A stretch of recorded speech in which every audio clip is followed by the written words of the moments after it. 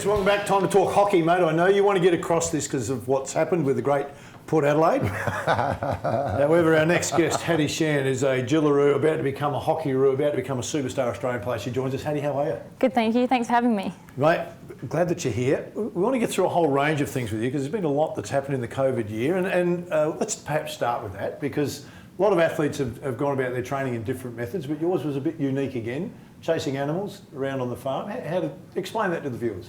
Yeah, so at the start of COVID, I went back to my local family sheep farm, which is down in Narracourt. My parents still live there, and we've got lots of sheep and a few animals around the place. So yeah, we got told to make a video, you know, what's keeping us motivated and interested during COVID. So I had a bit of fun with it, and yeah, did a few hockey skills on the top of a sheep, standing up on a horse, a few chickens, a few dogs. So yeah, had a bit of fun with it, and yeah, kept it interesting. Great, isn't it? Did anyone top that? Did anyone top it? No, I don't think so. Not to this day. Was the winner? No, yeah. Hey, talking about that, the farm there's down on Narracourt. So you had to board up here at Scotch. Is that where you really got into your hockey?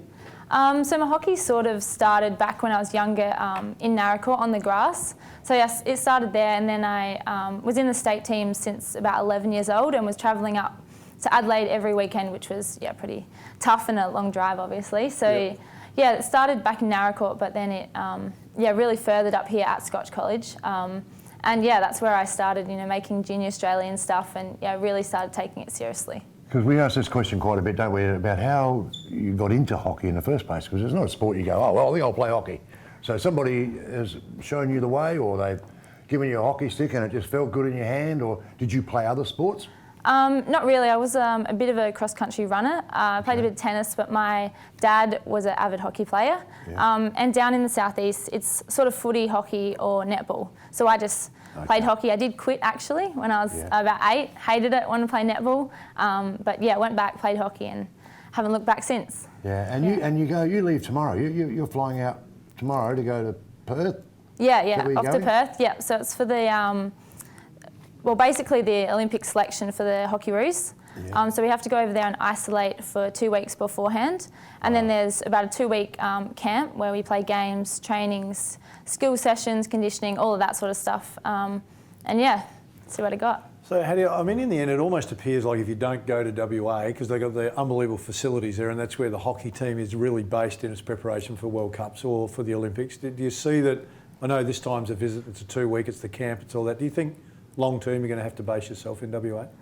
Yeah, definitely. Well, that's the dream for everyone, really, and that's ultimately where you have to go. So that's the AIS for hockey over in Perth. And yeah, you sort of get to the pinnacle in SA and you get to the top, and then the next thing is going to Perth and playing for the Hockey-roos. So yeah, one day that's the dream. I'm pretty young at this stage, so who knows what's in the future. I was going to ask you how old you are, and is this your first time seriously away, or have you been away? Yeah, so I'm 20 years old. I've been to Perth once to train with the Hockey-roos for an invitation over there for about 2 weeks. That was my first thing, and this is my next real big thing. So I've done Jillaroos, which is the under 21 Australian hockey side. I've done that for 3 years. Yeah. Been away, played New Zealand, India, Japan, all those sort of teams. But yeah, this is my real senior chance and shot at the Hockey-roos. When you talk to the hockey players, the ones that started what you've done, the journey playing against internationals, they always talk about the games against India, how different it is. Why is it so different? I think because they're just so determined, and they're quite a frantic side. So they're always running, they're yelling, they're just so frantic, and you're sort of out there my first game against them, I was just standing there I was just gobsmacked. I didn't know what to do. They were all just running around me, and they don't have a lot of structure and set plays. They're just so frantic, and you sort of get a bit caught up in their franticness. But yeah. And of course you don't understand them either. That's the other thing. Yeah, exactly. You get a bit confused. You don't know what they're saying. They're having a crack at you. That's what they're doing. Yeah. You talked about your 3 years with the Jillaroo, and you're part of the SASI program, and you've got another year left with the Jillaroo. Has that been a great experience for you? I mean, what do you think you've taken the most out of that 3 years? Yeah, it's definitely, it's been a pretty big journey for me. I started off my first Jillaroos campaign pretty much when I was about 16, and that was a really big learning curve, just stepping up to that next level. And always been quite a strong player, down here in SA, and then going in an environment with a really competitive environment with girls of such a high calibre was quite an eye-opening experience. But But yeah, I've just really learnt to be really confident in myself and trust that, you know, I'm meant to be there. And the environment in that Jillaroo side is awesome. Like, I've learnt not only like hockey skills, but like social and life skills from that, and met some amazing people and had some really good friends through there that I still have today. So yeah, it's definitely an environment that's helped my hockey and, you know, helped me grow as a person. Yeah. You're choosing a degree similar to me in animal science. It's a Bachelor of Animal Science. Oh, I beg your pardon. A Bachelor. I beg your pardon. Yeah. How does that sit with the program now? I mean, if you've got to go to Perth, you've got to isolate for a couple of weeks, then you're over there for a while. Is this put on hold, or do you continue to study there? Yeah, so I started off doing my degree full-time, and because of hockey I've had to go part-time. But over in Perth it is offered at their university over there, and the hockey pitch is located right next to the university. So oh, perfect. I can, complete my studies over there.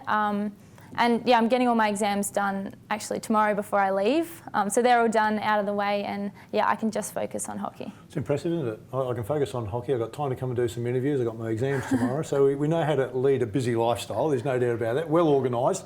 Baz is dying to ask you. Well, no. I wasn't dying to ask you. No, but you were. You played in the grand final. What was that, about a week ago, or maybe 2 weeks ago, or how long ago? Just this Saturday being actually. Oh, just gone. Yep. So it's, against Port Adelaide. yeah, yep. And There it is. And you went down 4-2.